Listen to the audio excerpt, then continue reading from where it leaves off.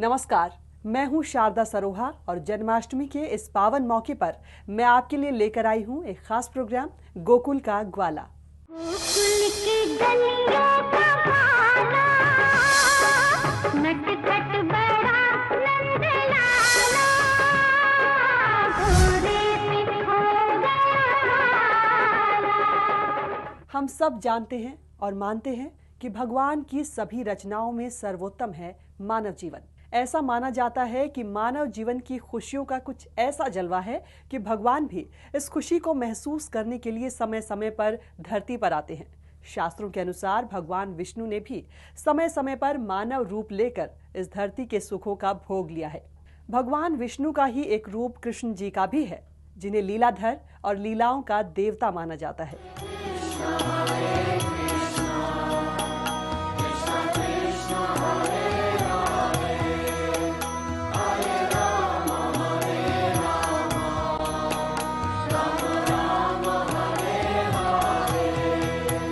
Hare Krishna, Krishna Krishna, Hare Hare, Hare Rama, Hare Rama। Krishna को लोग रास रसिया, लीलाधर, देवकी नंदन, गिरधर जैसे कई नामों से जानते हैं। कृष्ण भगवान द्वारा बताई गई गीता को हिंदू धर्म के सबसे बड़े ग्रंथ के रूप में देखा जाता है।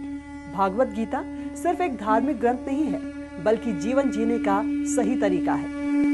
एनयोरुभयोर्मध्ये रथं स्थापयाम्यच्युत यावदेतान्निरीक्षेऽहं योद्धुकामानवस्थितान्। आज हम भगवत गीता की नहीं, उसके रचयिता की बात करेंगे। आज के दिन को भगवान कृष्ण के जन्मदिन के रूप में मनाया जाता है, जिसे जन्माष्टमी, गोकुलाष्टमी, कृष्णाष्टमी और श्री जयंती के नाम से जाना जाता है। गोकुल की गलियों का भाला, नटखट बड़ा नंदलाला, घोड़े पे हो गया। कृष्ण जन्म की कहानी कुछ इस तरह से है। कंस नाम के राक्षस प्रवृत्ति के राजा को भविष्यवाणी सुनाई दी कि उसकी बहन देवकी का 8वां पुत्र उसका काल होगा, यानी उसकी मृत्यु देवकी का आखिरी पुत्र करेगा।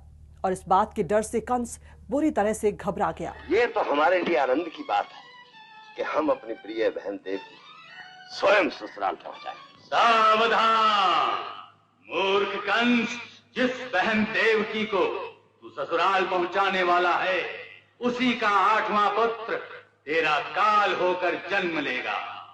उसी के हाथों तेरी मृत्यु होगी।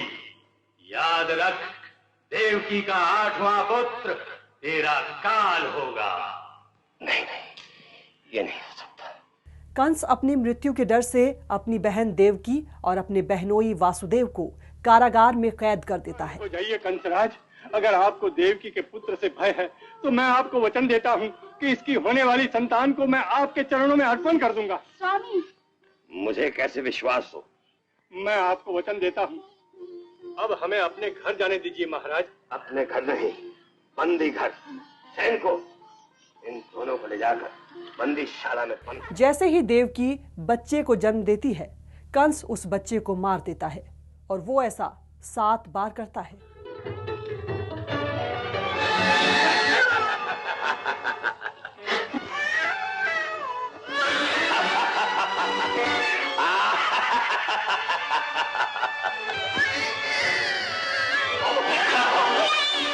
भविष्यवाणी के अनुसार देवकी की 8वीं संतान कंस की मृत्यु का कारण बनेगी। इसीलिए अब कंस बेसब्री से इंतजार करता है उस 8वें बच्चे के जन्म का। महाराज, अब 8वें की बारी है। और 8वां बच्चा जन्म लेते ही अपनी लीला दिखानी शुरू कर देता है, क्योंकि वो कोई और नहीं बल्कि भगवान कृष्ण है। शुभ मुहूर्त शुभवार, भादो कृष्णाष्टमी, भयो कृष्ण अवतार। भविष्यवाणी होती है और वासुदेव को आदेश होता है कि वो बच्चे को लेकर यमुना पार चला जाए। वसुदेव, यह बालक मानव जाति का उज्जवल भविष्य है। इसे यमुना पार ले जाओ और गोकुल में अपने मित्र नंदराय के यहाँ छोड़ आओ।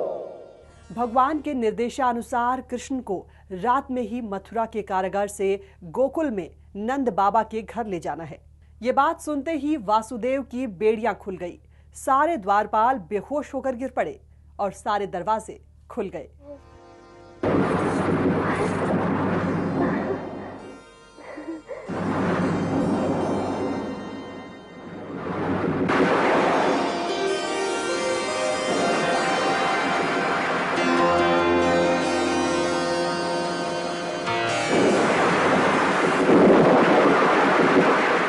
कृष्ण के जन्म के वक्त घनघोर बारिश हो रही थी। चारों तरफ काले बादल छाए हुए थे और सारी कठिनाइयों को पार करके वासुदेव अपने दोस्त नंदलाल के घर पहुंचे।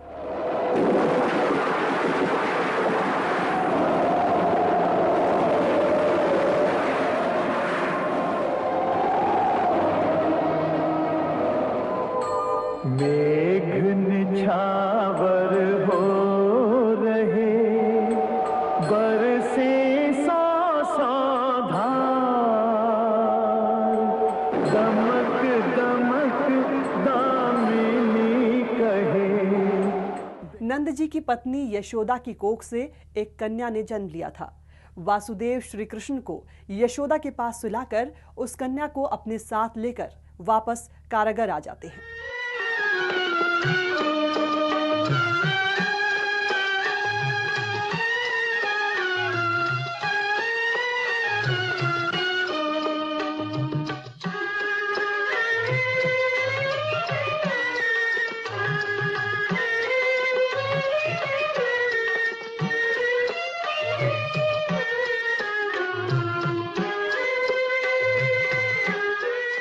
कंस ने उस कन्या को वासुदेव और देवकी की संतान समझकर पटक कर मार डालना चाहा, लेकिन वो इस काम में असफल ही रहा। देवयोग से वो कन्या जीवित बच गई और उसने कंस से कहा कि तेरी मृत्यु करने वाला गोकुल में जन्म ले चुका है।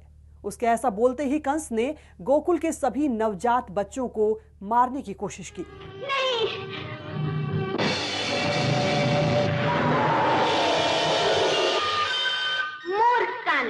तेरा काल तो गोकुल में पहुंच चुका है। वही देवकी का 8वां पुत्र है। उसी के हाथों तेरी मृत्यु होगी, मृत्यु होगी। सेनापति महाराज, शल को लेकर अभी भी जाओ। गोकुल में जितने नए जन्मे हुए बालक हैं, उन सबका नाश कर दो। और इसी के चलते दानव नंद के घर जा पहुंचे और वहां बाल कृष्ण अपने झूले में आराम कर रहे थे। जैसे ही वो दानव कृष्ण के पास पहुंचे, कृष्ण ने फिर अपना खेल दिखाया और वो दानव कृष्ण का बाल भी बांका न कर पाए।